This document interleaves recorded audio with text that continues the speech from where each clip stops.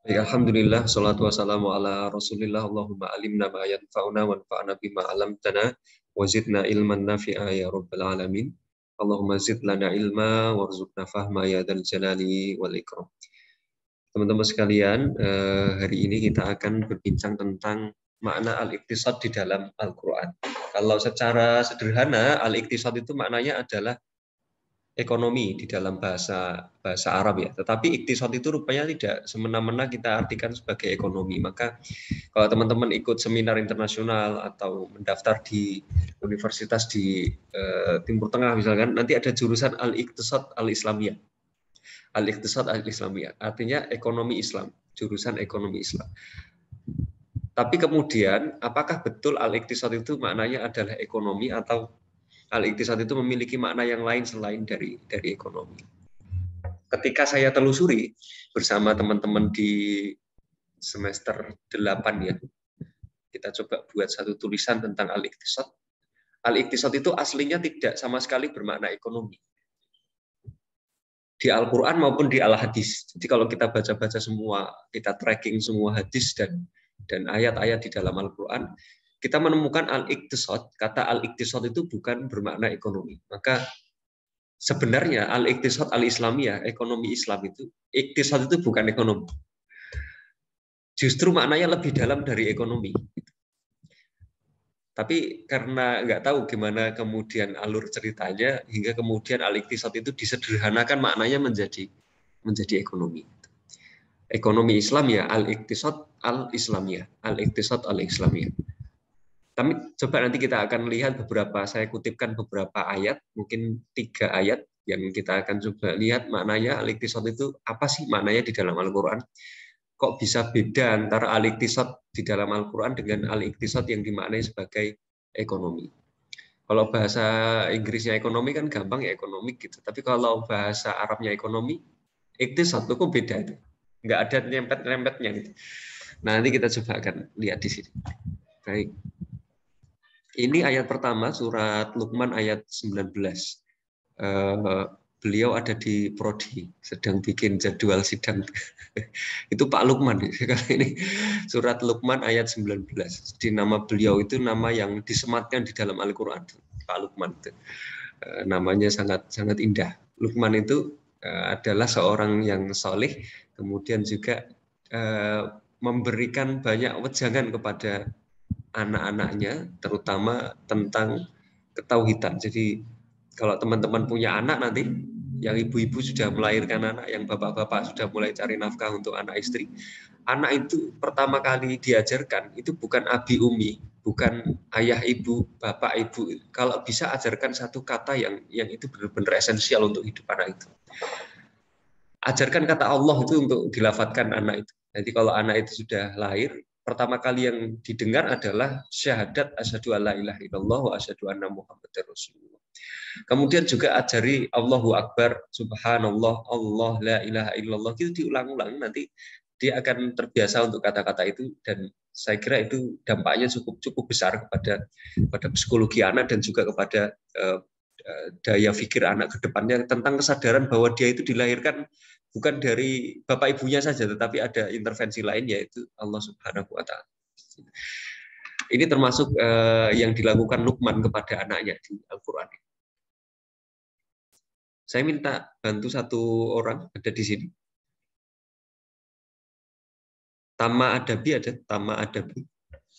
Tama. Baik, Tama minta tolong dibaca Luqman 19 sekalian artinya.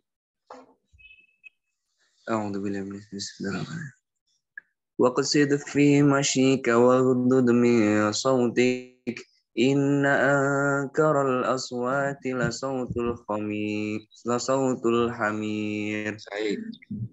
Berlakulah wajar dalam sejalan dan lembutlah suaramu. Sungguhnya seburuk-buruk suara ialah suara keledai.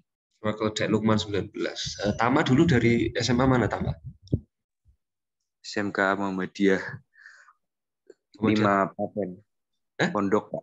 Klaten. Pesantren kilat apa pesantren? Gue Kendal. Kendal, oh ya Kendal. Oke, terima kasih Tama ya. Tama di Sobron bukan? Enggak Pak. Enggak, oh ya. Saya kayaknya pernah ketemu tama di luar. Saya lihat, oh itu kayaknya yang namanya tama adabi. Cuman dari jauh aja karena saya penggemar rahasia. Kayak lagunya Sheila on Seven itu pemuja rahasia. Dari jauh-jauh ngelihat, oh itu mahasiswa saya namanya ini. Saya biasa kayak gitu. Kadang-kadang dari jauh itu tak mati. Oh itu yang ini, oh itu yang ini. Saya kayaknya beberapa hari yang lalu sempat ketemu Tama.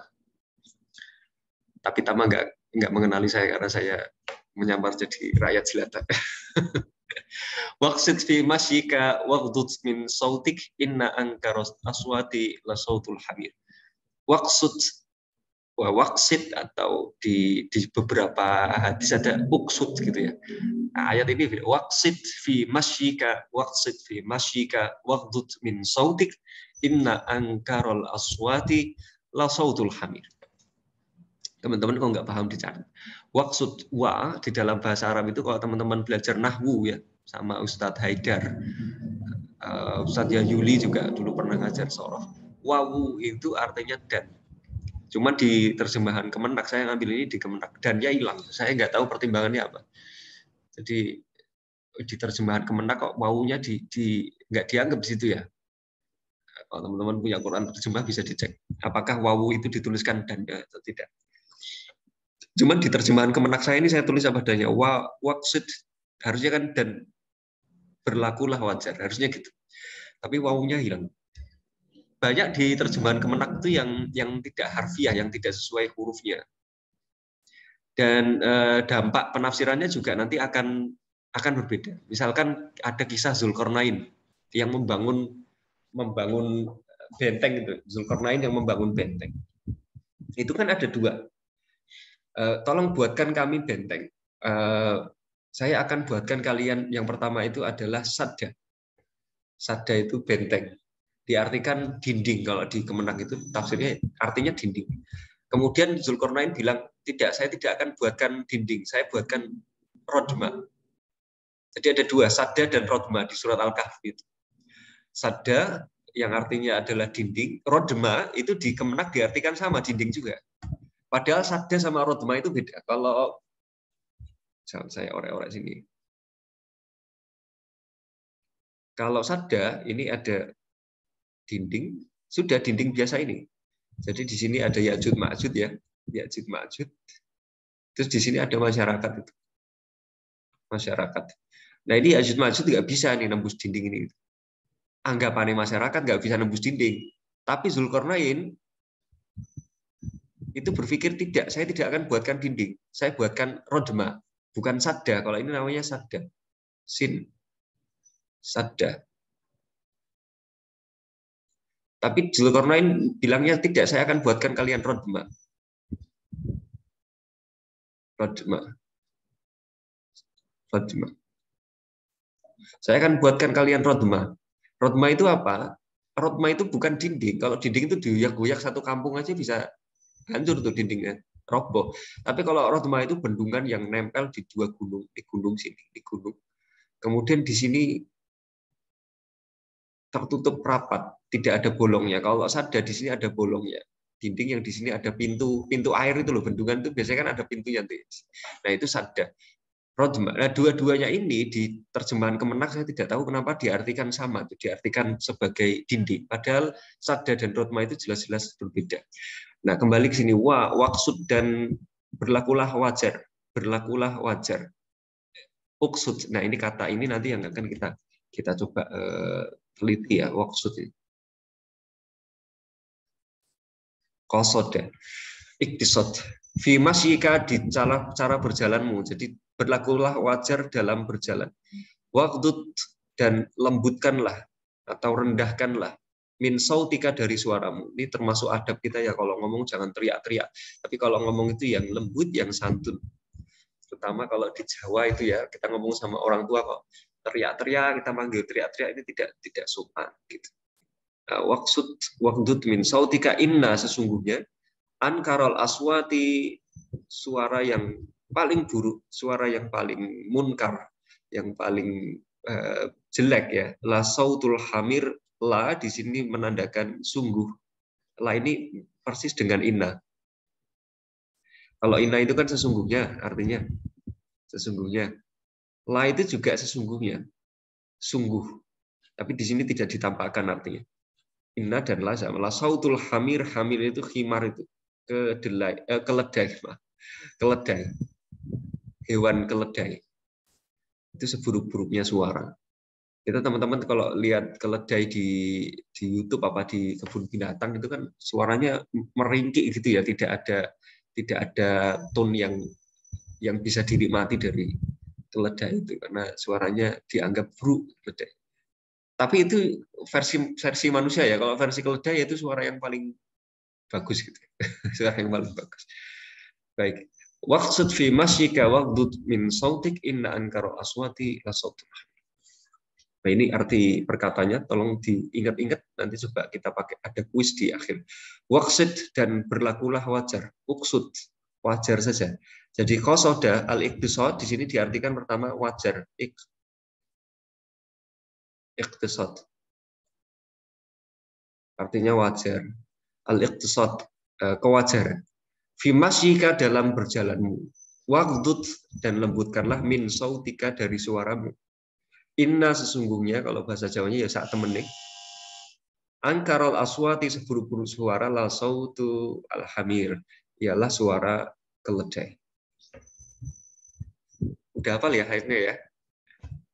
Waqsid fi masyika waghdud min sautik inna angkarol aswati la sautul hamir. Arti iktisad di dalam ayat ini maknanya bukan ekonomi loh. Tuh kan? Ini baru satu surat. Saya waktu itu neliti sampai jadi skripsi. Berapa surat itu saya teliti sama teman-teman.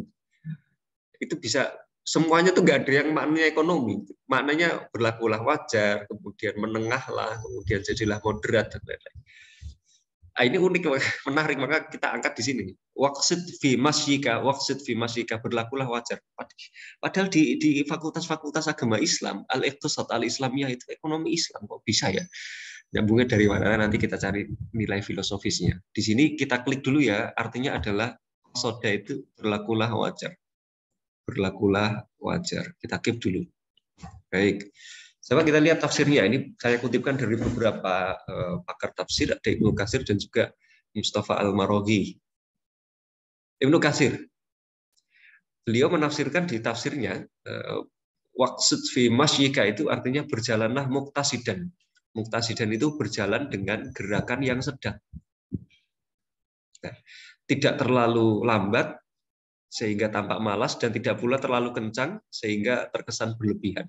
Maka teman-teman kalau jalan itu ya biasa aja, wajar. Saya termasuk orang yang memendam kesan negatif bagi orang yang suka berjalan lambat, terutama jalannya di tangga FAI itu. Orang mau turun dia jalannya lambat, kesendat. Orang mau naik dia jalannya lambat, tersendat yang di belakang. Jadi kalau kecepatan bahaya. Kadang-kadang kepleset, orang terkilir di tangga itu tidak sedikit yang kejadian kayak gitu. Maka jalanlah sewajarnya. Jangan buru-buru, jangan lambat-lambat. Dulu saya pernah punya dosen di S1 itu selalu bilang gini ke saya kalau melihat orang jalan lambat itu kayak melihat orang nggak punya orientasi. Karena apa? Karena orang jalan lambat itu nggak punya tujuan, dia mau kemana nggak jelas. Santai aja. Tujuannya walaupun tujuannya sudah jelas, tapi dia sendiri kan nggak serius dengan tujuan itu. Misalkan saya mau ke kelas nih Pak, jalannya kok lambat banget, ya dosennya belum ada, santai aja lah Bapaknya. Berarti kan dia tidak punya attention di tujuan itu. Maka kemudian dia memperlambat jalannya. Nah ini yang menjadikan kesan kurang bagus ya kepada orang-orang yang suka jalan lambat. Tapi ada kalanya kita perlu jalan lambat juga, tidak terus memaksakan diri untuk selalu berjalan sedang gitu. Ada kalanya kita perlu lambat juga. Misal gini, teman-teman naik motor, kemudian di depannya ada truk besar membawa batu, sampai overload, batunya kayak mau tumpah-tumpah itu jalannya sempit. Kalau mau nyalip bisa aja, cuman risiko dari seberang sana ada kendaraan yang melintas berlawanan arah. Maka teman-teman nyalip nggak bisa, kemudian di belakang truk pas juga kepelepekan ya, kena asap truk itu atau kejatuhan batu, maka teman-teman melambat, speednya dikurangi supaya truknya semakin menjauh dan kita bisa bernafas lega. Itu termasuk bagaimana kita melambat justru untuk kemudian menghindari kerusakan, menghindari kemadharatan. Jadi ada kalanya kita perlu melambat. Ada kalanya kita perlu ngalah untuk kemudian jadi pemenang. Nggak kemudian menang itu selalu di depan. Tapi menang itu bisa jadi di belakang juga. Nggak harus di depan. Oke, biarin dia nikah sama orang itu kan. Kita ngalah aja. Kita ngalah itu bukan berarti kita tidak bisa mendapatkan orang itu, tapi benar-benar kita menghargai saudara kita, gitu kan. Ngalah, udah ambil aja. Gitu. Jalan saya diambil aja. Nanti kalau urusan diterima atau tidak itu kan terserah akhwatnya. Tapi kalau oke, saya mundur untuk kemudian bisa punya harga diri, itu sering dilakukan oleh para pejuang itu. Mundur sejenak untuk kemudian mengatur strategi. Nah, ini beda. Tapi kalau memang jadi sifat kita bahwa kita jalannya setiap hari kok melambat, loyo, lemes, lengser, kalau bahasa Jawanya, kakinya diseret-seret, jalannya kroset-kroset, ada suaranya dengeran. Itu jadi nggak bagus, jadi nggak baik. Jadi jalanlah sekedarnya, sedang aja. Jadi jangan terlalu lambat, jangan terlalu cepat. Kalau terlalu cepat kayak dioyak apa gitu, kayak dikejar apa, kayak orang lari. Jadi kan kesannya berlebihan. Berjalanlah dengan tenang, adlan wasatan, antara lambat dan cepat. Tumakninah. Maka kemudian ketika kita kedisian, ya, kedahuluan iqomat di masjid, itu kata Nabi, datangilah masjid itu dengan tumakninah, dengan sakinah. Jangan lari-lari datang ke masjid. Santai aja. Ya, kalau udah terlambat gimana Pak? Ya pokoknya santai aja. Terlambat itu kan berarti salah kita yang terlambat, itu bukan imamnya yang kecepatan, tapi memang kita yang telat. Maka kata Nabi, kalau berjalan ke masjid ya jangan buru-buru, jangan lari-lari. Nanti khusyuknya kurang. Kalau sudah sampai masjid kan menggeh-menggeh itu apa? Mos-mosan ya. Itu akhirnya sholatnya jadi nggak khusyuk, nanti jadi terganggu. Ini tafsirnya Ibnu Katsir. Jadi berjalanlah dengan waqsid itu artinya berjalanlah dengan sedang, jangan cepat-cepat, jangan lambat-lambat. Al-Maraghi, ini saya kutipkan dari Al-Maraghi. Al-Maraghi itu salah satu inspiratornya Hamka ketika Hamka menulis tafsir Al-Azhar. Salah satu inspiratornya adalah ini Mustafa Al-Maraghi. Beliau orang Mesir ya, menulis tafsir, kemudian dipakai oleh Hamka sebagian pendapatnya di dalam, banyak pendapatnya di dalam tafsir Al-Azhar. Kalau teman-teman membaca Maraghi itu seperti membaca Hamka. Kalau teman-teman membaca Hamka Al-Azhar seperti membaca Maraghi. Hampir-hampir sama. Al-Maraghi nafsirkan begini, berjalanlah dengan wajar sehingga tidak menjadi pusat perhatian karena keanehan yang kita tampakkan dalam berjalan. Kalau berjalan ya wajar aja, jangan berjalan kayak Jack Sparrow, loncat-loncat. Jangan berjalan kayak Tom Cruise di Mission Impossible, lari-lari gitu. Berjalan aja santai itu. Berjalan santai, tapi tegas, tapi arah tujuannya, orientasinya jelas. Jadi jangan memancing keanehan. Karena kalau memancing keanehan ini akan merusak ketenangan publik. Merusak ketenangan publik. Gitu. Jadi jalannya di wajar aja. Berjalan secara wajar, tidak lambat, apalagi membungkuk hanya untuk menunjukkan bahwa kita orang yang tawadhu. Ada beberapa orang berjalan itu sampai munduk-munduk gitu. Sampai dungkloknya itu terlalu berlebihan untuk mengesankan dia itu tawadhu. Wah, saya itu orang nggak punya lah seorang tawadhu gitu. Kadang-kadang tidak diperlukan hal seperti itu. Berjalan wajar saja. Jangan menunjukkan kalau saya ini orang yang tawadhu. Dia sombong dengan tawadhunya. Maunya menghindari kesombongan dengan cara tawadhu, tapi dengan tawadhu itu akhirnya dia sombong dengan tawadhunya, kan ngeri itu. Susah. Gitu ya. Kayak katanya Imam Ghazali itu, kalau orang mau zuhud, teman-teman tahu zuhud ya? Zuhud itu kan meninggalkan kemewahan. Dia punya uang, tapi dia tidak lakukan kemewahan. Dia tidak tebar uangnya, dia tidak pakai jam yang mahal, nggak pakai kendaraan yang harganya berapa miliar gitu. Biasa aja. Tapi dia punya uang. Dia tinggalkan kezuhudan. Tapi ada satu tingkat lagi yang lebih tinggi dari kezuhudan itu tadi. Kata Imam Ghazali apa? Yang lebih tinggi dari kezuhudan adalah meninggalkan kezuhudan karena zuhud. Wes, susah ini. Kita menampakkan kalau kita tidak zuhud untuk supaya kita itu benar-benar zuhud. Susah ini nafsirkannya. Kayak dulu ada seorang ulama, waliullah ya. Beliau itu orang kaya, pedagang. Tapi ibadahnya luar biasa, sehari itu bisa ratusan kali rakaat itu sholat sunnah. dari pagi sampai pagi, sholat, puasa, sedekah, wah kuat sekali, soleh sekali. Tapi kaya orang. Kemudian ada orang lain, ulama yang menegur orang itu. Anda itu ulama, tapi kok kehidupan Anda kok mewah? Baju Anda kok bagus? Harusnya ulama itu ya sederhana, nggak usah terlalu berlebihan. Maka kata ulama tadi yang kehidupannya mewah tadi, yang bajunya bagus tadi, dia katakan, saya tidak ingin merendahkan diri, gitu kan. Saya tidak ingin menutupi kekayaan saya supaya saya dibilang tawadhu. Saya ingin orang menyangka bahwa saya tidak tawadhu, gitu. Padahal hatinya sangat tawadhu. Ketika berbicara sama orang sangat tawadhu. Gampang melepaskan harta. Jadi kalau orang butuh ya kasih. Tapi dia ingin orang itu melihat bahwa dia itu tidak tawadhu. Tawadhunya sampai level kayak gitu. Itu sulit sekali untuk ditiru itu kayak gitu. Kalau bisa sampai level kayak gitu, mahasiswa HES ini wes luar biasa. Langsung kalau saya detek ada mahasiswa kayak gitu, tak kasih nilai A plusnya sampai 20 kali. Saya tidak biasa menilai orang itu hanya dengan penyederhanaan angka. Saya biasanya akan coba interaksi dengan semua orang. Nah, dari hasil interaksi itu akan muncul penilaian. Tidak dengan angka. Ya dengan angka oke, tapi tidak semuanya itu. Tidak pula dengan cepat sehingga kita seolah tak peduli dengan orang yang di sekeliling kita sehingga mengesankan kita sombong. Kalau di Jawa ya jalan tapi kemudian tidak nyeleh ke tangan di depan orang tua gitu kan, tidak bungkuk dikit. Kalau di Solo ya khususnya, saya tidak tahu di daerah lain. Mungkin berbeda adatnya. Nyeleh ke tangan, jadi tangannya ditaruh di depan. Monggo Pak, nyun sewu, ngapunten, itu termasuk ketawaduan kepada orang tua. Kalau kita naik motor juga seperti itu, di depan ada orang tua ya melambat. Kalau di seberang sana ada orang tua, matiin lampu motornya. Pak, sekarang motor nggak bisa dimatiin lampunya. Itu beda lagi. Usahakan untuk melambat. Ada orang tua di depan, ada orang sepuh, ya, hormati. Ngebel pun hati-hati, ngebelnya jangan pin, banter gitu, ngebelnya dikit aja, pin, gitu aja. Kalau memang mau ngebel, klaksonnya dikendalikan. Nah, ini tafsiran beberapa ulama tentang waksud, artinya atau waksid ya, berlakulah wajar.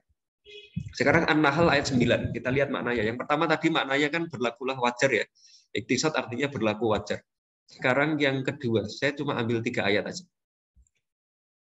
Saya ingin satu orang di sini, tadi bapak-bapak sudah.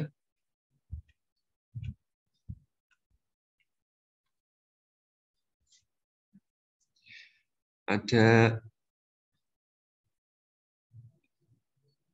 yang agak tengah ya. Isna Alfian. Isna Alfian. Isna Iya, ada? Pak. Isna. Ada, Pak. Isna. Saya itu kan dulu kan ngajar kelas ini ya dulu ya. Di semester 1 kan akidah kalau nggak salah ya. Akidah ya. Itu saya masih punya daftarnya loh. Jadi daftar nilai saya masih punya, kemudian daftar pengumpulan tugas masih punya, kemudian nama-nama itu kadang-kadang tak baca, tak ulang-ulang gitu. Masih sebagian masih ingat. Dan saya gumun aja, ada kelas di HES itu yang punya akun Instagram. Kelas mana itu? A, B, atau C itu? Ada satu kelas yang punya akun Instagram. Bagus itu, jadi bisa menjalin silaturahmi antar anggota kelas. Kayaknya semester ini ya. Betul ya? Semester 3 ini ya? Waktu itu, Pak, kelas A ya, kalau salah. Oh iya. Ini kok punya akun Instagram, sak kelas sih keren banget ini. Luar biasa koordinatornya. Yes. Siap dicalonkan jadi wali kota insya Allah koordinator. Isna, tafadhol Isna, tafadhol dibaca ayatnya dan juga artinya. Wa 'alallahi qasdus sabili wa min hajair walau syaa lahadakum ajma'in. Dan Ya. Allah lah yang menerangkan jalan yang lurus dan di antaranya ada jalan yang menyimpang. Jika Dia menghendaki, tentu Dia memberi petunjuk kamu semua ke jalan yang benar. Baik, terima kasih Isna Alfian. An-Nahl 19. An-Nahl itu artinya apa Isna? An-Nahl.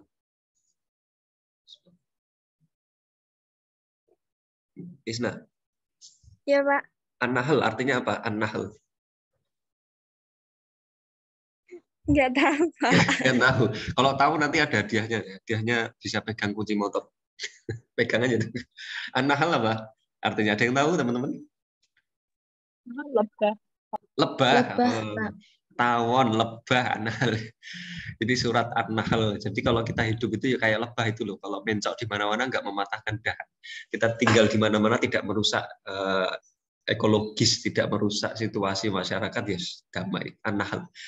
Terima kasih Isna. Wa 'alallahi qasdus sabil. Wa 'alallahi qasdus sabil, dan bagi Allah, dan Allah lah, ini dannya tak tambahi sendiri ini. Sepertinya tidak ada dannya di Kemenak. Saya tambahi semalam. Wa 'alallahi qasdus sabil, dan bagi Allah lah qasdus sabil, tanggung jawab untuk menerangkan jalan yang lurus. Qasdu sabil. Kalau di sini qasdu ini artinya adalah jalan yang lurus. Lurus berarti artinya. Tuh kan beda lagi. Yang pertama tadi berlakulah wajar. Terus qasdu yang kedua artinya lurus. Gimana ini? Wa ala itu artinya bagi Allah. Jadi yang melakukan itu Allah. Kalau ala dan li dalam bahasa Arab ada ala, ada li ya. Ada ala, ada li. Itu artinya beda. Ala itu kesannya adalah kewajiban. Wajib. Berarti kan berat. Kalau li itu bisa diartikan hak. Hak. Nah, kalau kita doain orang nikah itu doanya gimana? Doain orang nikah. Habis nikah, habis akad itu biasanya kita doa ke orang habis akad itu gimana doanya? Barakallahu lakum. Barakallahu lakuma wa baraka alaikuma wa jama'a bainakuma fi khair. Barakallahu lakuma, pertama kan pakai li, lakuma wa baraka alaikuma, kemudian pakai ala. Alaikuma. Nah, beda nih. Li itu artinya semoga Allah memberkahimu di dalam penerimaanmu terhadap hak-hak dari suami maupun istrimu. Hak. Dan juga Allah memberkahimu di dalam penunaian kewajibanmu terhadap istri dan atau suamimu. Berarti ini kewajiban. Wajib. Nah, lakuma itu artinya adalah pemenuhan hak, pengambilan hak, alaikuma itu pemenuhan kewajiban. Barakallahu lakuma wa baraka alaikuma, kan beda. Jadi di situ rahasianya kenapa kok dipisah antara li dan ala, karena li itu kesannya adalah sesuatu yang kita terima, mudah itu li. Semoga kita dimudahkan dalam menerima hak kita, dan semoga kita dimudahkan dalam menunaikan kewajiban kita. Itu di dalam doa nikah. Akad. Wa minha jairun, dan di sebagian jalan itu ada yang jair, ada yang menyimpang, jair. Walau sya'a, kalau seandainya Allah berkehendak, lahadakum, Allah akan berikan petunjuk kepada kalian, kum itu kalian, ajmain semua. Jadi maksud Allah qasdu ini artinya adalah jalan yang lurus. Kalau di awal tadi qasdu itu artinya adalah wajar. Jadi ada dua arti, yang pertama jalan yang lurus, yang kedua wajar. Wa 'alallahi, dan Allah lah, saya minta satu orang baca. Khairuddin ada, Khairuddin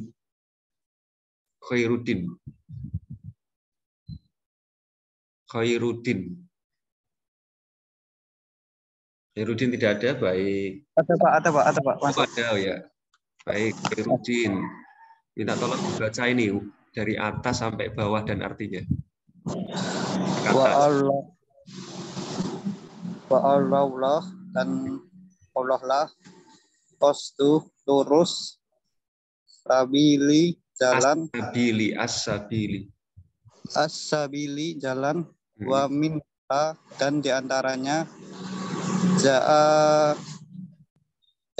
jair menyimpang, walau dan jika sa'a menghendaki, ya, terhadapkum dia memberi petunjuk kalian, ajak main semua. Asma'in semua. Baik, terima kasih Khairuddin. Teman-teman diingat-ingat ya. Wa 'alallah, dan bagi Allah qasdu lurus. Qasdu lurus, sabil artinya jalan. Kalau teman-teman punya teman namanya Sabil, artinya jalan artinya. Wa minha, jalan bukan jalan raya, jalan. Wa minha, dan di antara jalan-jalan itu jairun, ada yang menyimpang. Walau, dan jika sya'a menghendaki siapa Allah, lahadakum, Allah akan memberi petunjuk kepada kalian ajmain semua. Ini surat An-Nahl ayat 9. Baik, kita coba lihat di sini. Saya kutipkan dari Al-Aufi. Al-Aufi itu salah seorang penafsir juga, mengambil sanad dari Ibnu Abbas. Memaknai ayat ini adalah melalui Allah kita mendapatkan penjelasan atau yang menerangkan antara petunjuk dan kesesatan Buddha. Jadi kita tuh sangat bersyukur sekali sampai hari ini kok bisa dikasih kenikmatan Islam, iman sampai sekarang masih punya itu yang paling berharga yang kita miliki. Yang lain tidak begitu berharga kalau tidak ada itu. Dan yang menerangkan baik buruk itu Allah. Nah, ini nanti dipakai oleh kelompok misalkan Asy'ari ya. Dulu di semester 1 kalau masih ingat. Asy'ari ya. Yang mengatakan bahwa akal itu tidak bisa mengklaim, bisa membedakan mana baik, mana buruk. Baik buruk itu hanya bisa dijelaskan oleh Allah langsung melalui apa? Melalui wahyu. Jadi melalui wahyu Allah menjelaskan ini baik, ini buruk. Kalau akal nggak bisa tuh mendeteksi ini baik, ini buruk, nggak bisa. Karena kalau masalah akal kan mesti banyak kacaunya. Kita naruh bolpen di gelas kaca yang ada airnya, akal kita lihat, oh aslinya bolpen ini kan lurus, tapi begitu ditaruh di gelas kaca ada airnya kok jadi bengkong. Akal kita tertipu di situ. Kita melihat matahari yang cuma sekoin 500-an itu kalau dari bumi. Tapi kalau kita dekati kan tidak segitu ukuran aslinya. Berarti kan akal ini tidak real, benar-benar bisa menggambarkan apa yang kita lihat itu. Maka kemudian yang menjelaskan baik buruk itu ya Allah, sesat dan juga petunjuk huda itu Allah yang memberikan itu semua. Mengilhami kepada kita dengan cara apa? Nurunkan kitab Al-Qur'an, kemudian mengutus nabi rasul untuk menjelaskan mana yang sesat, mana yang huda, mana yang petunjuk. Mana yang benar, mana yang betul. Mana yang benar, mana yang betul. Apa beda benar dan betul? Ada beda nggak antara benar dan betul? Eka Lutfia.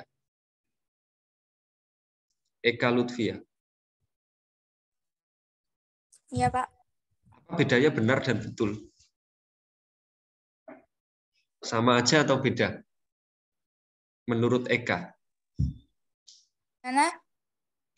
Perbedaan antara benar dan betul. Beda atau tidak? Ayo Eka. Nggak apa-apa. Nggak ada yang salah sama Pak Sufi pokoknya. Apa? Beda nggak menurut Eka? Sama. Menurut Eka sama nih. Benar dan betul sama. Baik, kalau kita ngomong gini, Eka, kebenaran dan kebetulan itu sama nggak?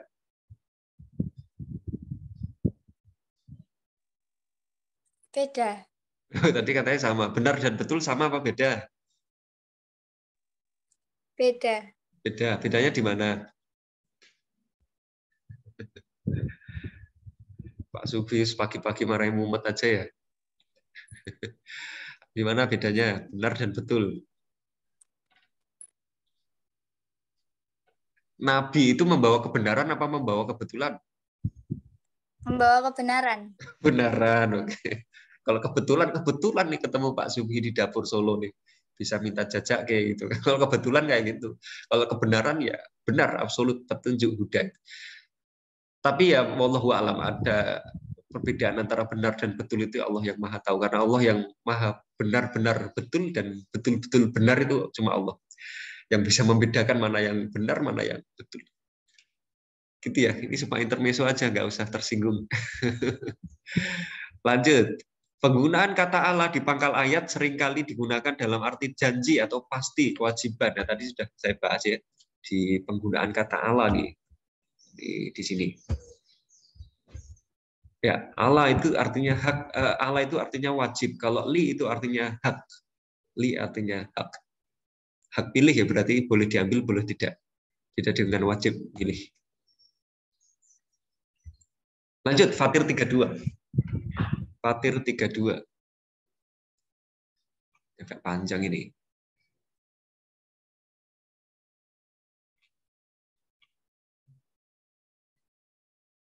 Alivia Adiningrum. Alivia Adiningrum. Iya, Pak. Hadir, baik. Luar biasa di semester 3 ini. Alivia Adiningrum minta tolong minta Fatir 32 dibaca. A'udzubillahi minasyaitonirrajim.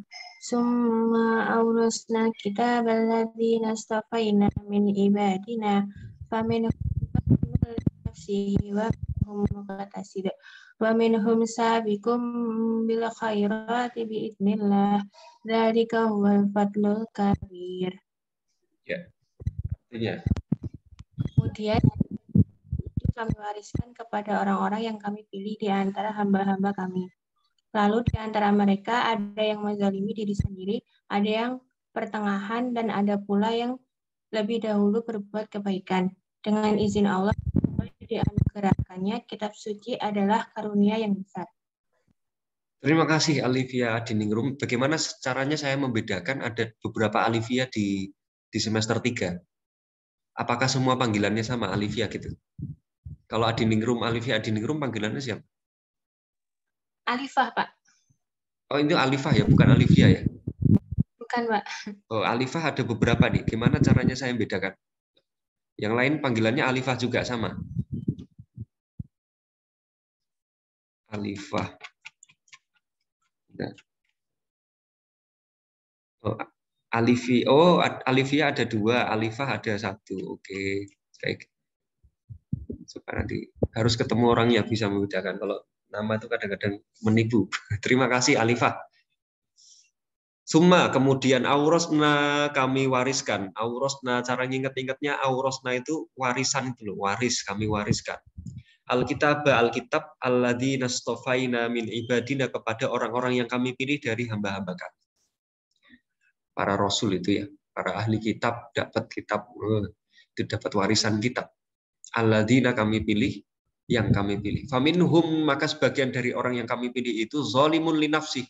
Ada yang zalim kepada diri sendiri. Ditanya gini, apa hukum bunuh diri? Boleh nggak hukum bunuh diri? Boleh nggak menurut teman-teman bunuh diri? Tidak boleh. Nggak boleh. Kenapa tidak boleh? Alasannya apa? Wala taqtulu anfusakum, Pak. Wala taqtulu anfusakum, jangan kalian bunuh diri. Itu ayatnya. Sip, mantap. Alasan kenapa kok tidak boleh bunuh diri? Selain ayat itu apa?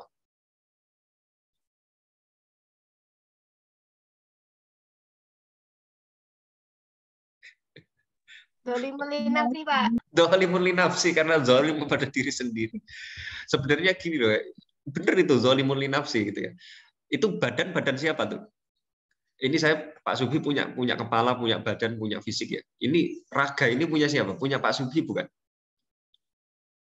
Bukan. Bukan.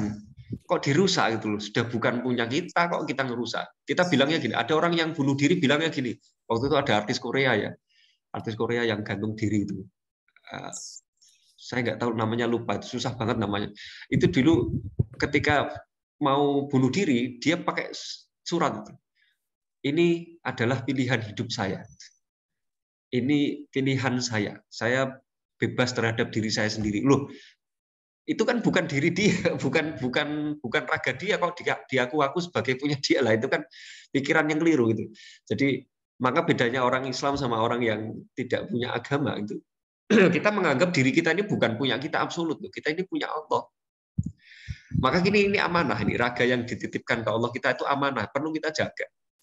Maka kalau ada teman-teman yang agak lapar pagi belum sarapan, ya sarapan lah kalau bisa. Nasi kucing setiap hari, jangan nasi kucing terus, agak ditingkatkan. Kasihan raganya. Kan itu titipan dari Allah. Pak, saya nggak punya duit. Yes. Datang ke masjid nanti ketemu saya tak jajaknya. Jangan zolim kepada diri sendiri. Lihat teman yang kemudian yang nggak makan lama, pinjemi uang itu, bantu. Saya ingin menjaga raga yang dititipkan Allah kepada teman saya, Pak. Maka saya bantu jajaknya dia, misalkan. Nggak pernah minum kopi enak, kopi sasetan terus, misalkan. Yang harganya seribuan itu. Wah, sekali Pak, saya mau ngajak teman saya janji jiwa lah Pak, atau kopi kenangan misalnya. Yang agak berkualitas, hidup bagus itu di dunia itu. Itu kita membantu orang lain untuk kemudian menjaga dirinya. Yang dirinya itu dalam tanda kutip adalah milik pihak lain, yaitu Allah. Maka nggak boleh dong kita kemudian mengaku bahwa raga ini adalah milik kita, terus kita bunuh sendiri. Ini kan punya saya, raganya. Saya mau rusak ya terserah saya. Loh Pak, kenapa pipi Bapak itu kok ditato misalkan? Kenapa geger Bapak apa punggung Bapak kok ditato? Kenapa? Ini kan punggung saya sendiri. Lah, orang yang mikir ini punggung saya sendiri, ini tangan saya sendiri, dia berarti tidak sampai pemikirannya kepada Allah. Levelnya jauh itu dari Allah. Teman-teman jangan sampai berpikir kayak gitu. Semua yang teman-teman bawa raga itu adalah raganya Allah yang dititipkan kepada teman-teman. Itu punya Allah. Fasilitas yang Allah kasih, yang bikin Allah dikasih kita untuk jalan di dunia itu. Jangan sampai berpikiran yang melanggar pemikiran ini, karena ini nanti fatal. Bedanya sama artis Korea nggak ada beda itu nanti. Bunuh diri sakarep video ini kan badan saya sendiri, mau saya gantung, mau saya racun ya nggak masalah. Ini pemikiran yang keliru. Maka jangan sampai kita zolim kepada diri kita sendiri. Zolimun li nafsi. Wa minhum muqtasidun. Nah, ini ada kata muqtasid. Muqtasid itu dari kosoda tadi. Iktisad. Muqtasid di sini kita cari artinya adalah pertengahan. Nah, tengah. Beda ya. Yang pertama tadi artinya adalah wajar. Yang kedua jalan lurus. Yang ketiga pertengahan. Muqtasid. Nggak ada sama sekali arti ekonomi ya muqtasid. Wa minhum sabiqum bil khairat, dan sebagian orang-orang itu ada yang sabiqum bil khairat, yang selalu mendahului dalam kebaikan, kayak Umar bin Khattab sama Abu Bakar As-Siddiq itu mesra sekali. Jadi Umar bin Khattab itu kalau ditanya Nabi, sudah sekah belum pagi ini? Yang sudah sekah siapa? Saya, kata Umar bin Khattab. Sudah tilik orang sakit siapa? Saya, kata Umar bin Khattab.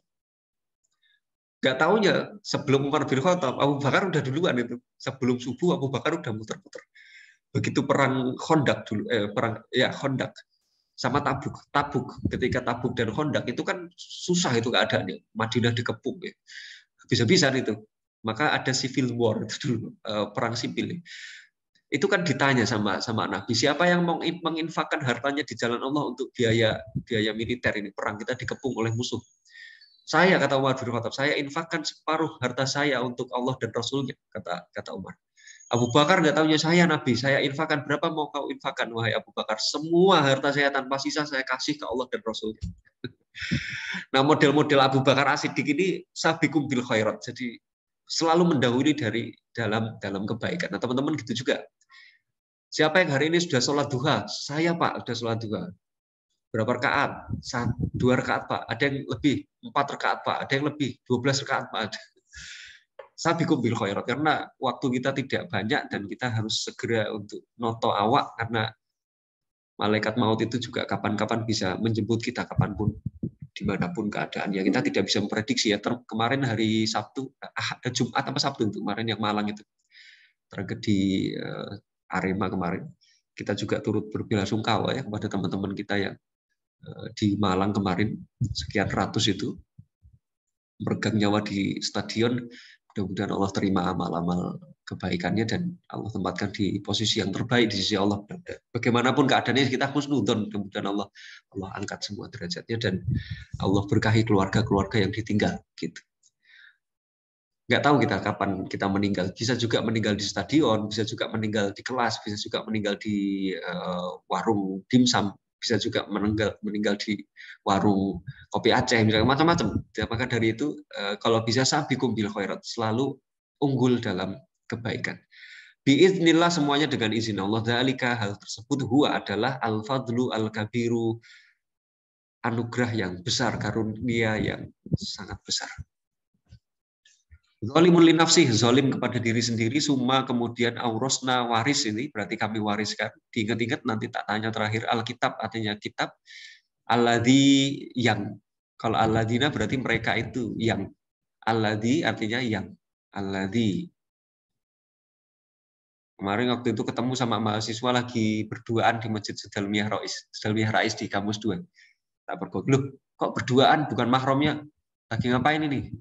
Lagi alladzi-alladzian Pak katanya.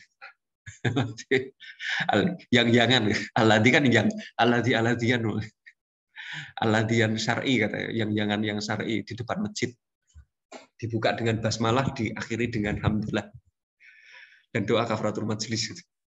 Istofaina kami pilih, istofa Mustafa itu yang terpilih. Rasul itu namanya Mustafa, orang yang terpilih. Min ibadina dari hamba-hamba kami, faminhum sebagian dari mereka, faminhum sebagian dari mereka, muqtasidun, pertengahan. Zalimun lin nafsih, zalim kepada diri sendiri. Sabiqum bil khairat, mendahului dalam kebaikan. Biiznillah dengan izin Allah, dzalika hal itu huwal fadlu al-kabir. Adalah keutamaan yang besar. Ya, kita lihat tafsirnya nih. Saya lupa ini ngutip dari mana. Sepertinya saya ngutip dari Syaukani, dari Fathul Qadir. Cuman belum tak tulis. Al-Muqtasid di dalam ayat itu adalah mereka yang mutaroddid. Mutaroddid itu kesana kesini. Jadi kadang kesana, kadang kesini. Muqtasid. Di antara melaksanakan amal dan meninggalkannya. Ini kan ada 3 ya. Saya buka lagi. Yang pertama adalah zalimun li nafsi, ini yang pertama. Kalau kita buat strata berarti 1, 2, 3. Zalimun li nafsi itu posisinya di sini. Zalim, zalim, zalim. Ya. Muqtasid itu yang di sini, pertengahan. Pakai mouse ini agak susah ya, pertengahan. Gitu. Kemudian sabiqum bil khairat, ini adalah dahulu dalam kebaikan, unggul dalam kebaikan, unggul dalam kebaikan. Zalimun li nafsi itu menurut Fathul Qadir Syaukani, beliau mengatakan zalimun li nafsi itu orang yang banyak melakukan kesalahan, banyak melakukan kezaliman, baik dosa kecil maupun dosa besar. Kalau ditanya, tobatlah Pak. Loh, saya salah apa kok suruh tobat? Biasanya jawabnya gitu. Suruh tobat itu bingung. Untuk menggeledah kesalahannya sendiri itu bingung. Jangan-jangan kita gitu juga. Coba teman-teman tobatlah, berhenti dari kesalahan. Loh, Pak, saya salah apa kok suruh tobat? Itu ciri-ciri kita zalimun li nafsi gitu.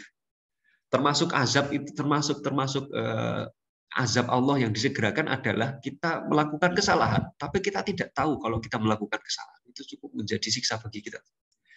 Hati-hati betul kalau kita ditanya, kesalahan Anda apa? Dosa Anda? Saya hari ini tidak melakukan dosa. Hati-hati betul. Nggak sensitif terhadap dosa itu, Masya Allah. Kata para ulama itu azab yang disegerakan. Jadi cukuplah menjadi azab kalau kita tidak tahu kalau kita melakukan dosa. Kalau kita merasa tidak punya masalah, kita itu masalahnya. Ada orang yang merasa saya nggak punya masalah, Pak, alhamdulillah. Ya kita itu jadi masalahnya, Anda itu jadi masalah. Orang kok nggak merasa punya masalah, ya berarti dia masalahnya. Semua orang punya masalah. Maka dari itu syariat untuk bertaubat, syariat untuk baca istighfar itu tidak berhenti ketika kita melakukan dosa yang nyata-nyata kita lihat itu dosa.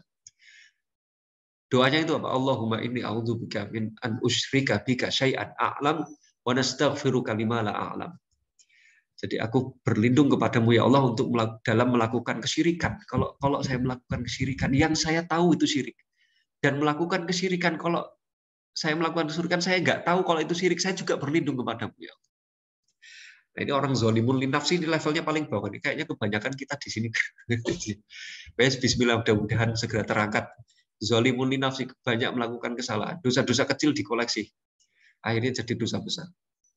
Gerenengi temannya, gerenengi orang lain, gerenengi Pak dosen.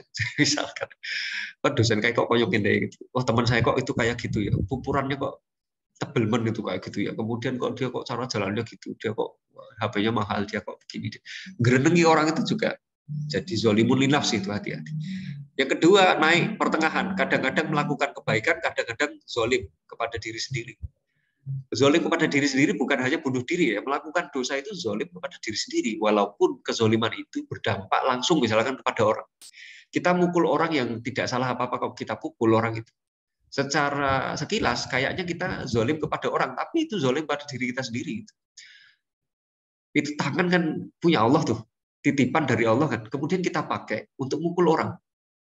Padahal tangan itu dipakai untuk sedekah ke orang, untuk bantu orang. Udah gitu, kita dosa pakai tangan titipan Allah, kita buat dosa. Tangan itu digerakkan oleh darah. Darah itu dipompa dari jantung. Jantung itu punya Allah. Darah itu juga punya Allah. Kita menggunakan darah dan jantung itu untuk melakukan pemukulan terhadap orang lain.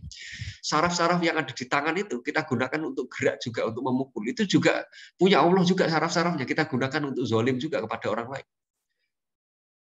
Ya kan? Waktu yang Allah berikan kepada kita, kita gunakan untuk memukul orang. Itu waktunya Allah kita pakai untuk mukul orang juga. Zalim juga kita itu. Nafas yang dipakai untuk kemudian bisa menggerakkan, bisa merancang pemikiran kita untuk mukul orang, kepala kita, itu juga punya Allah juga. Kita pakai juga untuk zalim. Jadi sekali kita melakukan dosa, itu berbagai macam elemen yang dititipkan ke kita, itu kita terkepung dengan kesalahan bahwa kita menggunakan sesuatu yang seharusnya tidak kita gunakan untuk itu. Dan itu bukan punya kita. Dari berbagai elemen yang lain. Ini orang pertengahan tuh naik turun ya. Kadang-kadang melakukan kebaikan, kadang-kadang turun ke bawah. Pertengahan. Sabiqum bil khair, ini para nabi dan rasul di sini. Jadi selalu unggul di atas kebaikan. Baik. Nah, sekarang kita tarik ke kontekstualisasi ekonominya. Jam berapa nih? Jam 9 ya. Masih ada waktu dikit. Ini coba saya orek-orek, namanya equilibrium. Equilibrium itu adalah keseimbangan. Jadi yang pertama kan maknanya adalah apa? Wajar ya, Luqman 19 wajar. Waqsid fi masyika, berlakulah wajar. Yang kedua maknanya adalah walallahi qasdus sabil. Jadi lurus, enggak lurus. An-Nahl 19. Kemudian Fakir 32, muqtasid artinya pertengahan. Jadi pertengahan, lurus, berlaku wajar, itu semua terangkum dalam equilibrium ini. Keseimbangan namanya. Kalau saya rumuskan, saya kesimpulkan, 3 kata itu mengarah ke satu, equilibrium, keseimbangan tadi. Jadi tengah-tengah itu kan seimbang, tengah-tengah kemudian lurus itu kan seimbang, tidak bengkok. Kemudian muktasid pertengahan itu juga seimbang. Nah, coba lihat teman-teman di sini, syariat Islam itu tujuannya adalah ini, kemaslahatan. Maslahat di dunia, maslahat di akhirat.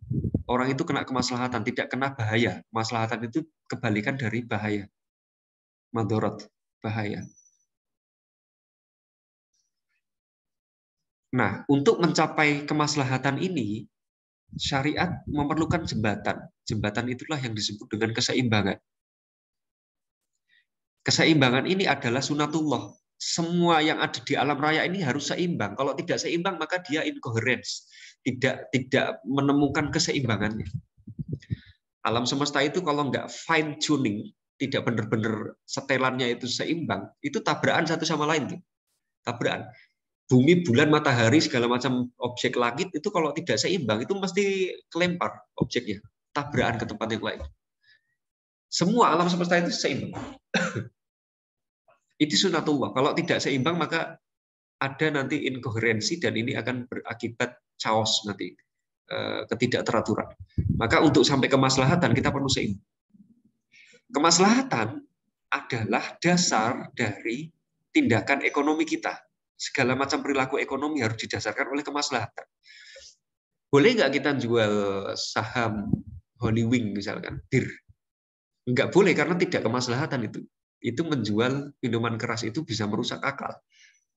Boleh nggak kita kemudian melempar gas air mata misalkan ke kerumunan massa, yang kemungkinan massa itu tidak bisa lari kalau kita lempar gas air mata ke sana. Kemaslahatannya kan tidak ada itu, berarti harus disingkirkan itu. Boleh nggak kita jualan senjata tajam, pistol misalkan, ilegal? Nggak boleh gitu kan, itu bisa jadi kemadharatan nanti. Boleh nggak kita jualan pisau? Boleh kalau buat motong bawang, tapi kalau buat pisau itu dipakai untuk sengaja dijual di daerah peperangan, maka itu tidak boleh. Tidak ada kemaslahatan di situ. Maka semua landasan ekonomi kita adalah kemaslahatan ini. Kalau sudah ekonominya dilandasi kemaslahatan, maka ekonomi ini akan kembali ke sini, ke dalam keseimbangan, ekonomi yang seimbang.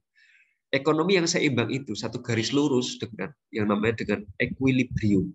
Jadi ekonomi yang memiliki prinsip equilibrium, keseimbangan yang paripurna. Dasarnya apa? Syariat tadi. Waqsud fi masyika, kemudian wa 'alallahi qasdus sabil gitu tadi. Wa minhum muqtasid, itu semua kan keseimbangan semua. Walaupun maknanya tidak ekonomi. Tapi ekonomi Islam itu diambil dari kata iktisad karena memang ekonomi Islam itu landasannya adalah keseimbangan. Keseimbangan ini diambil dari mana? Dari syariat. Syariat dari mana? Al-Qur'an. Al-Qur'an. Maka kalau kita cari namanya ekonomi Islam itu al-iktisad al-islamiyah, itu nggak nyambung. Al-iktisad namanya bukan ekonomi, artinya dalam bahasa Arab tidak dimaknai, tidak ada satupun ayat di Al-Quran yang memaknai ekonomi itu sebagai al-iktisad secara bahasa. Nggak ada. Maka kalau ada fakultas namanya al-iktisad al-islamiyah, fakultas ekonomi Islam, atau prodi ekonomi Islam, al-iktisad al-islamiyah, itu bisa kita kritik. Iktisad itu tidak diambil dari bahasa Arab ya. Artinya ekonomi, tidak. Iktisad itu bukan bermakna ekonomi secara bahasa. Tetapi secara filosofis, rupanya ekonomi Islam diambil al-iktisad tadi, karena memang dasarnya kuat. Dasarnya adalah filosofi keseimbangan di dalam ekonomi. Nah, jadi al-iktisad al-islamiyah adalah keseimbangan dalam sisi ekonomi. Keseimbangan dalam apa saja, fisik dan mental. Orang cari duit itu fisiknya juga harus sehat, mentalnya juga harus sehat. Jangan teman-teman kerja, fisiknya oke, tapi mentalnya tertekan. Masuk organisasi misalkan, Pak, fisik saya insya Allah sehat, saya bisa rapat siang malam, pagi siang sore bisa, tapi mentalnya tertekan misalnya, nah itu nggak sehat. Masuk ke perusahaan, gajinya gede tapi mentalnya tertekan, berarti dia tidak seimbang di situ. Atau mentalnya bagus tapi fisiknya nggak karuan, nggak pernah diurus. Seimbang antara materi dan imateri, dapat misalkan penghasilan material berupa misalkan ya, yang paling sederhana misalkan uang, kemudian imateri dia juga dapat kepuasan kerja, teman-teman yang soleh, teman-teman yang solihah, itu imateri. Jadi kita dapat dua, materi kita dapat, imateri kita dapat. Oh, ini kok terulang lagi. Individu dan sosial, individu kita aman, secara individu, secara sosial kita tidak bikin rusuh sosial. Jadi masyarakat kita juga terkendali. Gara-gara ekonomi kita, kok masyarakat kok jadi tidak terstruktur, maka ekonomi itu tidak ekonomi keseimbangan. Ekonominya berarti tidak ekonomi Islam, itu prinsipnya. Kini dan akan, sekarang dan besok. Sekarang kita selamat, besok juga kita selamat secara ekonomi. Penghasilan hari ini dapat, besok kita bisa memastikan kita juga insya Allah aman sekarang dan masa yang depan. Maka dari itu di dalam Islam, ekonomi Islam ada investasi. Investment, kita punya prinsip investment di dalam ekonomi Islam, itu fungsinya yaitu untuk menjaga kini dan akan. Lebih besar lagi makro, dunia dan juga akhirat. Nah, itu kita jaga itu semua. Orang-orang kafir bilangnya gini, kalau sekarang saya untung di dunia, yang dunia ini sudah jelas di depan mata saya, maka saya pilih dunia dong. Ngapain saya pilih ke akhirat, nanti untung di akhirat, yang akhirat itu belum jelas ke saya. Jadi orang-orang ateis, orang-orang kadang-kadang yang agak error kepalanya kan bilangnya gitu. Kalau saya suruh milih dunia atau akhirat, saya pilih dunia dong. Untung di dunia saya milihnya. Karena apa? Di dunia udah jelas saya dapat untung. Di akhirat belum jelas untungnya saya seberapa gitu. Maka saya pilih di dunia saya dapat untung. Nah, itu pemikiran yang salah. Maka dibantah tuh sama Imam Ghazali tahun 505 Hijriah, sebelum wafat, beliau mengatakan bahwa orang kafir itu salah pikir. Kalau memang dunia itu bisa untung, akhirat nanti rugi, oke, itu pikiran dia. Tapi kalau itu sebanding. Tapi ini kan nggak sebanding. Keuntungan di dunia sama keuntungan akhirat itu lebih besar keuntungan di akhirat. Untung-untungnya di dunia itu nggak akan bisa melampaui keuntungan di akhirat. Maka kalau dia hitung-hitungannya, biarin deh saya untung sekarang, nanti di akhirat belum jelas kok. Itu malah nggak jelas pikirannya. Kayak orang bilang gini, loh Anda itu ngapain kerja siang malam? Saya mumpung di dunia, saya mau cari harta yang banyak. Mumpung di dunia saya mau cari penghasilan yang banyak. Itu kan kayak orang bilang gini, Anda cari apa? Saya mau cari air di sungai. Padahal dia di dalam sungai. Dia sudah di dasar sungai. Dia sudah nyemplung ke sungai. Tapi dia bilang, saya mau cari air di sungai. Mumpung saya di sungai. Loh, ngapain dicari? Air itu sudah ada di situ kok dicari. Orang ngapain cari dunia? Di dunia itu sudah ketemu dunia, kok nyari dunia? Di dunia itu ya cari akhirat yang nggak ada di dunia. Lucu tuh, orang di dunia nyari dunia, kayak orang di sungai nyari batu di sungai. Padahal dia sudah di sungai. Buat apa nyari batu di sungai kalau dia sudah di sungai? Buat apa cari dunia kalau dia sudah di dunia? Oh, dia sudah ketemu dunia kok nyari dunia. Harusnya di dunia itu nyarinya akhirat yang belum ketemu. Besoknya itu disiapkan di dunia, bukan cari dunia lagi di dunia. Logikanya kebalik-balik. Gitu ya, teman-teman. Ini equilibrium ini adalah prinsip dasar dari ekonomi Islam, keseimbangan. Maka dari itu ekonomi Islam namanya adalah al-iqtisad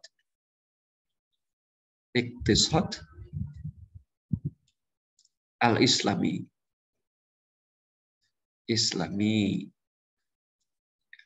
Al-iqtisad al-Islami. Keseimbangan Islam menurut bahasa, tapi menurut istilah ya ekonomi Islam. Baik, ini poin perbedaannya nanti teman-teman bisa baca. Saya tidak akan angkat ini. Saya coba angkat ini saya kutip dari jurnal ya. Perbedaan ekonomi dan iktisad. Secara pengertian ekonomi itu upaya manusia mencari secara pribadi, kelompok, bangsa, suku, organisasi dalam memenuhi kebutuhan. Kalau di sini iktisad upaya manusia untuk mengatur sesuatu sesuai dengan ketentuan yang adil lurus. Ini kan lebih filosofis kalau al-iktisad. Tapi kalau ekonomi ya sekedar memenuhi kebutuhan saja. Sumber utamanya ekonomi itu pemikiran tokoh, pembentukan teori ekonomi, pasar itu kan. Kalau iktisad Al-Qur'an Sunnah ya harus setara dengan sumber-sumber utama dalam keislaman. Ideologinya, kalau ekonomi itu kan sekuleris, kemudian individualisme. Kalau iktisad Islam. Makanya ada buku judulnya kafahisme. Jadi ada satu sistem ekonomi baru yang ditawarkan itu namanya kafahisme, sistem ekonomi kafah. Saya baca buku itu selesai terus, oke, ada pesan. Saya baca buku itu selesai, sayangnya saya belum menemukan titik realnya dari kafahisme itu, tindakan realnya seperti apa, baru sekedar konsep saja. Tapi sudah ada kafahisme. Filosofinya materialisme, kemudian juga menempatkan manusia sebagai pusat. Kalau ini tawasud ya, pertengahan, kemudian menempatkan Allah sebagai pemilik segalanya. Posisi bukan merupakan sistem nilai yang mengikat. Kita boleh pakai ekonomi sekuleris, kita boleh bebas pakai ekonomi liberal, kita boleh pindah lagi ke ekonomi kapitalis, ke ekonomi misalkan Marxisme. Terserah orang mau pakai sistem apa, bebas saja. Tapi kalau Muslim, kita sudah Muslim, ya kita pakai ekonomi Islam dimanapun kita berada, bagaimanapun kondisinya. Ini sistem yang mengikat. Gagasan utama ya kepentingan individu. Kalau sini adalah keadilan. Adil itu belum tentu harus sama ya. Adil itu ya proporsional. Baik, ini nanti bisa dibaca untuk lanjutannya. Baik, ini sudah dibahas. Sekarang kita masuk ke kuis. Baik. 109 yang hadir hari ini. Muhammad Hasbi Fadli Hasan, ada Hasbi. Hadir, Pak. Hadir. Baik. Hasbi ini saya lihat ya di layar ini ada kosakata bahasa Arab, kemudian ada terjemahannya. Tapi terjemahan yang di sampingnya itu bukan terjemahan yang benar. Nah, coba dijodohkan antara kosakata bahasa Arab ini dengan terjemahan yang benar. Pilih dua saja, dua kata dari awal sini. Atau bebas, pilih dua kata. Saya ulangi lagi ya dari awal supaya teman-teman bisa siap-siap. Jadi kita dari awal nih. Ya, waqsid dan berlakulah wajar. Fi masyika masyun itu artinya berjalan. Waqdud lembutkanlah suaramu min sautika. Inna sesungguhnya ankarol aswad seburuk-buruk suara. La sautu adalah suara. Alhamir keledai. Ya, diingat-ingat loh ya. Diingat-ingat dulu. Kasih waktu 1 menit.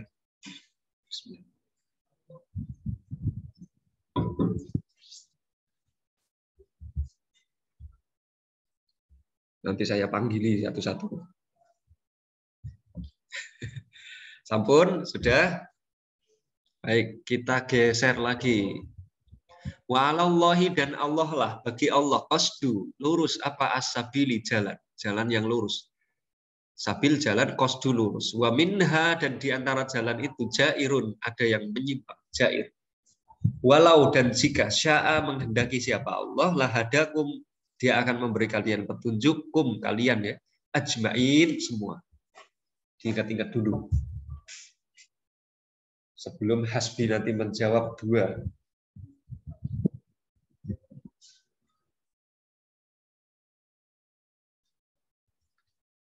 Lanjut. Zalimun li nafsih, zalim kepada diri sendiri, summa, kemudian aurosna, kami wariskan alkitabah, paling gampang ini kitab. Alladzina yang, alladzi tadi. Istofaina, kami pilih min ibadina, dari hamba-hamba kami, min ibadina, dari hamba-hamba kami. Faminhum, sebagian dari mereka zalimun li nafsihi, zalim kepada diri sendiri. Muqtasidun, pertengahan.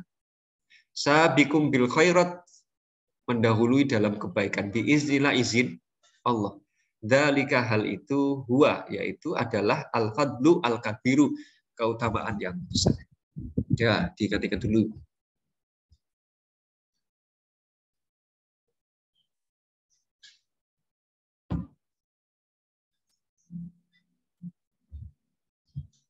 Sampun, sudah. Ya. Sekarang kembali ke Hasbi. Hasbi, pilih 2.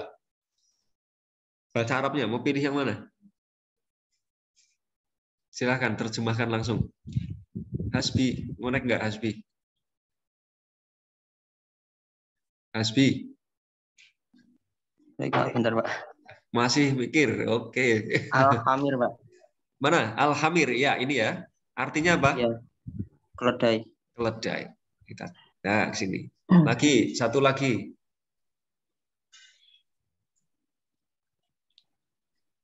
Ayo, Sautik. yang mana? Hah? Sautik. Oke, sautik apa artinya? Sautik. Suara. Ya, suara. Apa Bi, Hasbi? Sautik.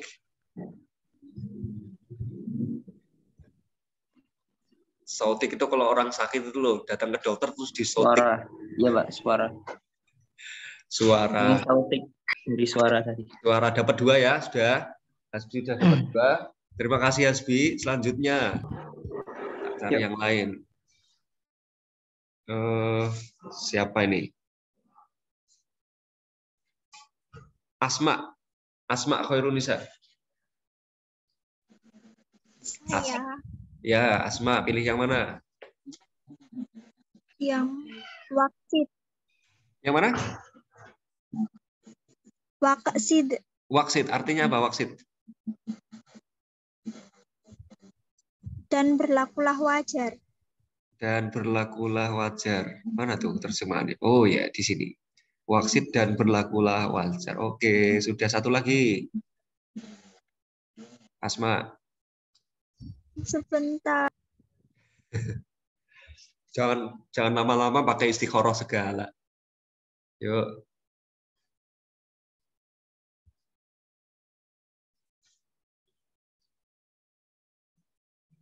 Asma, ayo Asma.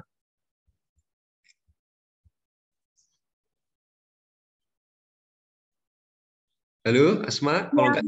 Ayo. Yang jair. Jair, mana jair? Oke, ini jair. Apa artinya? Menyimpang. Menyimpang. Jauh sekali di sini. Baik, betul. Terima kasih, Asma. Lanjut. Pokoknya sampai selesai. Yang bawah-bawah ya. Yang Wildan. Wildan. Wildan. Ya, Pak. Ya, Wildan pilih mana Wildan? 2 aja. Yang Awil. Ayo, jangan lama-lama. Istikharahnya kelamaan. Aurosna apa Wildan? Hah? Pilih mana? Gimana, Pak? Pilih yang mana? Qasdus Sabili. Qasdus Sabil. Qasdus Sabili. Baik, Qasdus Sabil artinya apa? Jalan yang lurus. Oke, langsung dapat sampingnya nih ya. Sekarang betul. Terima kasih. Satu lagi, Will.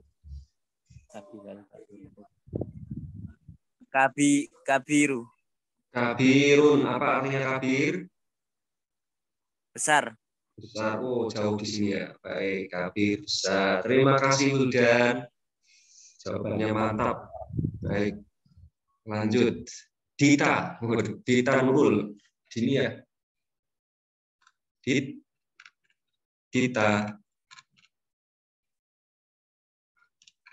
Dita Nurul Dini ya. Ada? Sedang ke belakang sepertinya. Karisma Ataya. Karisma. Sayang sekali melewatkan poinnya. Karisma. Kiki Alfiana Putri. Iya, Pak. Kiki yang punya pabrik di Bangka itu ya, pabrik buku tulis itu ya. Pabrik Kiki pilih yang mana? Ini, sebentar. Aurosna. Apa tuh artinya? Aurosna. Kami wariskan. Pokoknya ingat-ingatnya waris. Aurosna, kami wariskan. Baik, sesuai. Oke, yang kedua.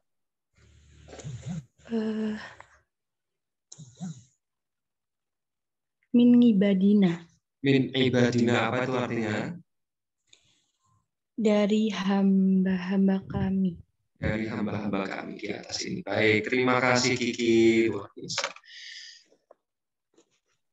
Kiki Alvina tadi. Kiki Alviana.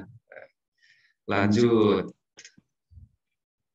Bapak pada kemana nih? Raihan Agung.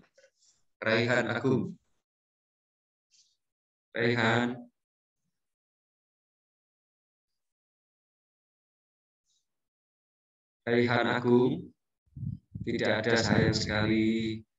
Lewatkan poin. Afif Nurhaliza. Iya, Pak. Oke, nyanyi dulu dong, Cindai. Afif, mana? Pilih yang mana nih? Astofaina. Istofaina, artinya apa? Kami pilih. Mana tuh? Di atas. Kami pilih, ya. Sip. Lanjut, satu lagi. Yang sebelah kanan belum nih. Bentar, Pak. Lahadakum. Artinya? Dia memberi petunjuk kalian. Dia memberi... Mana tuh? Memberi hidayah. Ya, memberi hidayah ini. Satu garis ini. Terima kasih, Nurhaliza. Afif ya? Panggilannya Afif ya? Iya, Pak. Afif. Saya khawatir nanti malah manggil Pak Afif. Terima kasih, Afif. Fariha Azmi Sakinah.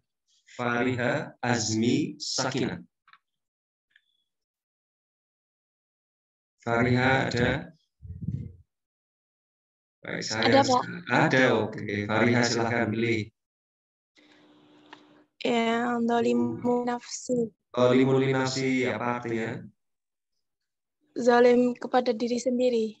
Zalim kepada diri sendiri. Baik, sesuai. Lanjut satu lagi.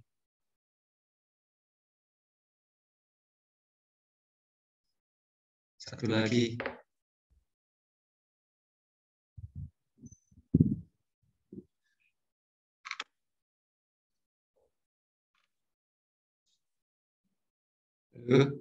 Kemana tadi? Oh, hilang.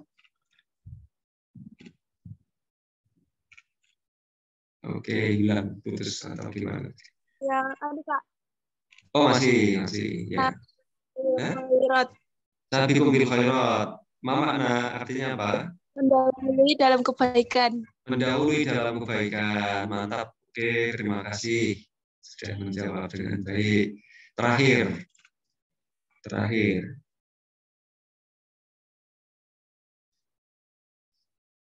Fauzan Al-Fatih.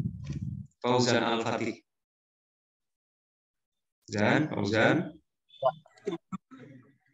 Fauzan.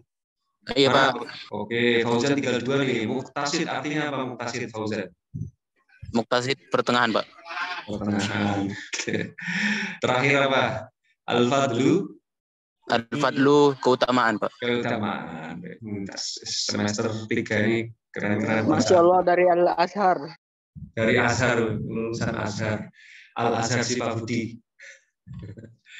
Baik, terima kasih teman-teman sekalian. Ada pertanyaan? Monggo, kalau ada pertanyaan. Ada yang mau disampaikan, diskusi sebenarnya tidak ada? Cukup? Cukup, ya. Baik, terima kasih. Kalau cukup, pengen dan ketemu ya teman-teman. Biasanya saya juga bingung juga, nggak ada ruangan ke atas, nggak ada, ke bawah juga penuh. Ya udahlah, seorang harus bersabar. Tapi mudah-mudahan separuh semester terakhir kita bisa full di kelas. Insya Allah, bismillah. Terima kasih teman-teman sudah hadir kesempatan pagi ini. Mudah-mudahan menjadi keberkahan bagi kita semua. Digugurkan semua dosa, ditingkatkan semua derajat, didekatkan kepada Allah, dibaguskan kualitas hidupnya semuanya, lulus dari HES dalam keadaan soleh dan solehah, gitu ya. Insya Allah. Kita tutup dengan kafaratul majlis. Subhanakallahumma wa bihamdika, asyhadu an la ilaha illa anta, astaghfiruka wa atubu ilaik. Allahumma sholli ala Muhammad wa ala alihi wa sahbihi ajmain. Assalamualaikum warahmatullahi wabarakatuh. Waalaikumsalam. Terima kasih, Jangan lupa Pak. ke psikologi ya, ada presensi di psikologi. Syukran. Oh, apa? Ya.